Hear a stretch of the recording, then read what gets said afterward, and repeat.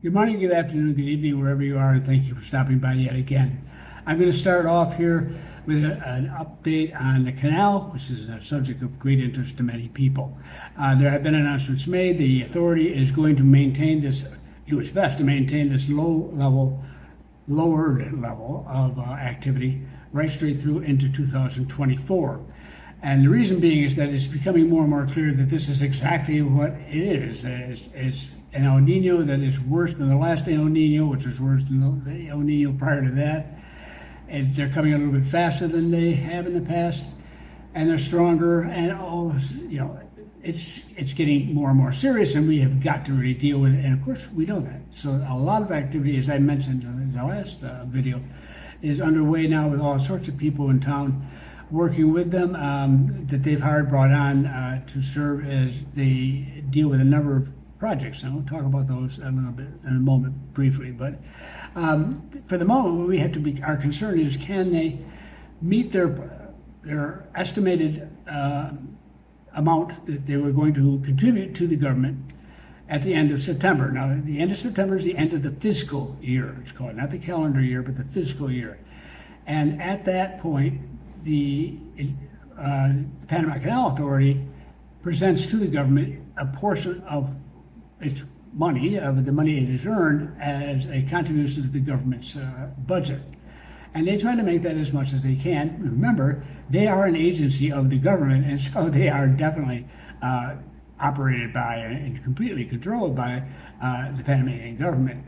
But the key here is that the Constitution's been written decades ago purposefully to provide a certain level of not protection, I guess you could call it, from the politicians just coming in and spending money any way they want to. So actually the canal has a great deal of authority over its own budget, its own funds. And you cannot jeopardize the canal because you want more money to spend in the government now. It's really, really very well done. So the result is that it appears they are going to be making their contribution at the end of this month for what they had predicted last year of over $2.5 billion. That's a substantial growth over the year prior to it, and it's been the basis of much of the planning of the government for the coming year. So this is a good thing. Now they have to, at the same time this year, they will make their estimate for what they are aim for next fall, and that. Next September, and that will be, we're told, I think this may be a preliminary figure, $2.47 billion. Folks, what it boils down to is they will predicting 2.9% drop in the contribution to the government, and that's the critical number here for everybody else who depends on this money to keep everything rolling. That's hardly earth-shaking. Now, they had not expected anything dramatic. They had a dramatic one the last time, but this time they had expected an increase of 4%, and now they're doing close to 3% drop. From their perspective, that's a big change. From the rest of us, from me particularly, I know that's not at all shocking or anything horrifying. You can survive that very easily. Moody's just came down and did a whole financial study, the whole situation here, and they're absolutely in agreement. The canal is very well run. It's got very little in the way of debt. If it wanted to, it could pay off its entire debt in a few months, but it uses it and manages it as part of a very sophisticated financial program. And their credit, of course, is solid. So as a result of that, they're in very good shape. And the government won't get as much money, they say, next year as they're getting this year, a little bit less. And it's the first time it's been a decline since as far as I know, since the canal was changed hands. So this is I guess that's terrible, But in the meantime, the work on projects to deal with this in the future are full-blown underway. Now, I've mentioned in the past there's about $2 billion worth of projects which have been in the design phase or whatever. At this point, I think that everything's sort of being held up now a little bit because they want to see how this thing works out, and it will give them an idea of how quickly and where and so forth. But the work never stops on it, and we should get a much clearer we have a general idea, but we should get a much clearer idea and a specific details not long from now. That's for $2 billion. But the government as a whole has an $8 billion program for expenditures that includes the two plus an additional $6 billion from here through 2030. And it has to do with all aspects of the logistical aspects of the canal. It's not just a question of water. Water is $2 billion. But $6 billion is a whole variety of other things that may or may not include water, but frequently are going to be other aspects of logistics and movement of goods and storage and all this sort of stuff. Everything will come out when they're ready to do it. They're doing the water first, wisely. Okay, so this is not shocking. And, I might add that $8 billion will be self-financed. They will be paying for it out of their own cash flow. And they're good at this. They really are. And we're very fortunate to have them at it. I've often said that we don't need to use Singapore as a model anymore. We were down to Singapore, at least, and it was hard to know who to go to next. And I said, in an essay I wrote for LinkedIn some time ago, that we have our own. It's the Panama Canal Authority. And all we have to do is get a government that can live up to the standards of the Panama Canal Authority, and we're really going to be on top of the world. It's easier said than done. But there's a lot of work during this particular political year where a lot of people would probably agree. And it's a positive. Things are turning out reasonably well so far in the election year. We'll see how it goes. And from my viewpoint, it isn't who wins so much, it's what wins, what is the direction and so on. And there are mistakes and will be made by any country, but I'm feeling pretty good about this. So I'm looking at this over, and that's it. That's what's happening with the canal. It's too bad. And we hope that the rains will suddenly come through. I've never seen as crazy a hurricane season as I'm seeing right now as I watch Lee, which is the 12th hurricane develop once he gets to a point where he can have his name, which is seemingly going to be just in a few days. And on top of 10 others, or 11 others that have already passed through. They've exhausted 12 of the 21 names for hurricanes, and we're just getting into the season. It's a crazy time, let me tell you. And you can see it all up and down the coast. We've got all sorts of things going on. But that is where that is, and I'm not as concerned about it as I was. And you always get concerned about these things, but the canal is one of the things where you sit back and say, I'm going to wait and hear what they have to say. Because usually what they have to say makes sense, and so far, so good. Okay, on to San Francisco. A couple of 3 weeks ago, something in that neighborhood, I had a video here that introduced people to what I call a new neighborhood. Well, it's in formation, so to speak. It's an organic process that's underway, and it was interesting to me, so I wanted to share it with other folks. In the process of which I was showing the three areas that were considered the high income, most upper class neighborhoods in town before moving on to this one, and so this new one. And those three are closer to the Leste, which is closer to the airport, but definitely in the city, which is newer and very broad avenues and so forth. Very modern looking, very global. It's a global style. It's not, you see it all over the world. That's very nice. For if that's what you're into. Then the second area is the Avenida Balboa, or Balboa Avenue, which you've all seen photos of if you've seen any of Panama City. It's part of the skyline, the line of long, tall. We have some pretty impressive skyline here. If you see the whole thing, it's really something. Any event, that's there. It has a sort of a park area in front of it. It's the Cinta Costera. It's near a seafood market with a restaurant and so on and whatever. It too is nice. And then there's, of course, Casco Viejo, the old quarter of town, which I'm sure many of you have seen photos of or been heard about. Now, those three areas are all noted for being high rent, high priced sales. And they've not been as attractive to people coming down in the past, in my experience, because of this price differential. Since the pandemic and so on, this has brought down the prices particularly for rentals. I think they're a little bit more stabilized at the buying and selling level. That's already gone on. It depends on where you're talking here. Some are, perhaps, some you are open to lower prices on. It can be done. But rental, yes, that's very common. And we've had several people who were interested in rentals asked to see places in those three areas, and we have shown them, and the prices have been within their range. And that range, by the way, as you wonder what it is, in US dollars runs around $1,700 to $2,200 a month.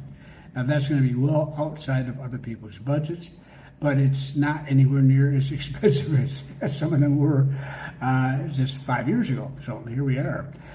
Very interesting how these things can work sometimes. So this is all very fine and dandy, but as I was talking about it, and I was showing it on a map, I said, and now we're passing San Francisco. I'll have to come back to that later. I never came back to it. So Keith, one of you, wrote me and said, you never came back. You didn't tell us about San Francisco. So let me take a few minutes to discuss it. San Francisco is a big area. It's what's called a corregimiento. It's like a ward or let's put it this way. It's hard to express it. I would call it a district, except we ought to use that word for something else. Every Panamanian lives in a corregimiento, and that is part of a district, which is part of a province or comarca, if they're indigenous people, and part of the republic. So the corregimiento, San Francisco, has several neighborhoods in it. You may be familiar, a neighborhood there, a neighborhood there, another one, and so on. So we're going to see a map, and I'm talking about San Francisco. You're going to be seeing both corregimiento names and neighborhood names up there as if they were the same thing. They're not legally, but don't worry about it. It will all become clear once you're here. If you're living in one of those areas, you'll know them like the back of your hand soon enough. Okay, let's go on. Let's take a look at the map and introduce you to San Francisco. Here we go. Now, this is the center city, so to speak, some of it. A good section of it is. And not entirely, but it's what you very frequently will pass through if you come in from the airport on your way to somewhere else in the country. This is where you come in, your hotels are, and so on. This is where you normally go and talk to a lawyer about a visa, et cetera, and so on and so on. This is definitely a business center. It's one of several. And the city itself is substantially larger than this map demonstrates, and the metropolitan area much larger than this little tiny section of it. But when you're here, it seems big. Now, that is the light gray area. That's San Francisco. And up at the top of it, you'll see a green blob. That's Parque Omar Park. It is a major park. It is the largest park inside the city, with the exception of the Metropolitan Park or our Natural Park, which is also within the city, but it's good distance from here. And it is a huge park with all sorts of wildlife running around on it. This is a traditional city park. It's very large, but it doesn't have jungle or anything that associated with it. It does have places for people to have parties and dances and major cultural events and things of this sort that can be rented by people. There are tennis courts, and then there's areas for soccer, for baseball. There's just things to do, a lot of sporting stuff. Those areas are available. And they're perhaps best known for not best, it's most widely known for their path, which runs all around the edge of that park and is full of joggers and runners and power walkers and walkers and everything else. Very popular for that respect. They have music events over there from time to time. They have other little roads, little pathways, and little hills and stuff like that. It's really quite fun. So I suggest that you take a look at it anyhow. Just visit it. I found it a very pleasant place. I've been over to it on several occasions for music events and things like that. Now, And by the way, I live in San Francisco. Did I mention that? I do, and I'm a Royal San Franciscan. So over to the right is Coco de Mar, it says, Coconut of the Sea, and it's it's smaller than that, but it is a very notable part of a neighborhood in San Francisco. And right now on this particular map, it's a good one to use the circle. Although some of that circle is outside of what most people would call Coco de Mar, it doesn't make any difference. It is where the tall condos are that have good bay views. And so people who are interested in being able to see the bays can see them there, for sure. And you get partial, you can get full views, you can have a fifth floor, you can have a 45th floor. I mean, it depends on what you're looking for and how you want it. Then the third one I'm going to point out to you is sort of like I'm not sure what to call it, a hot dog. Anyhow, it's stretched out there. I create these things. It's a wonder. I'm not artistic, let's face it. But anyhow, on the left you see Multi Plaza Panama in blue. That is a major, one of the biggest of our malls. It's very fancy, very expensive mall. Well, that is in the sense that there's a lot of expensive shops. But it also has lots of ordinary shops too. It has one of the best supermarkets. Reba Smith is located there. It has a great food court, a multiplex theater that's kind of running all the time and so on. And all sorts of little places. It's just big. It's big. It's not the largest. The largest is called Albrook. It's further out on the edge of town. But this is a very popular place. A lot of people go there, and some people just to sit and have coffee at one of the 19, 20 different places you can do that. Now, stretching to the right, that is to the east, is this oval, and that area is what I'm talking about here. You see the Sheraton Grand Panama is a hotel on the far right. It's also across from the old convention center, which you'll probably see when you come in the first time from the airport. But anyhow, that area, more or less, roughly put, in that particular part of San Francisco, has had a lot of new restaurants opening up, or old restaurants reappearing down there. I had one right around the corner for me, and it just disappeared a few months ago. And they moved lock, stock, and barrel down there, and it's been a clustering of restaurants. And you sort of have to keep an eye on it because you never know. There'll be a new one there, and then another new one, and so forth. It's quite active. So people are really into that. This is a very active area between the restaurants, the multi-plaza, and so forth. It's a different vibe. And it's not particularly directed toward the bay or park or anything else. It is what you got right there, activity right in that area itself. So that is San Francisco. Now, the reason that I bring it up, so to speak, the reason why so many people are interested in it is that it has so much. It has a little something for everybody, but it's cheaper than the high-level places that I've mentioned earlier. And yet, you can find some of the aspects of those here. It's not the same sort of very special community that's, these other three areas are very discreet. You know you're there. Everybody knows exactly what you're talking about when you say Costa del Este, or when you say Casco Viejo, or you say Balboa Avenue.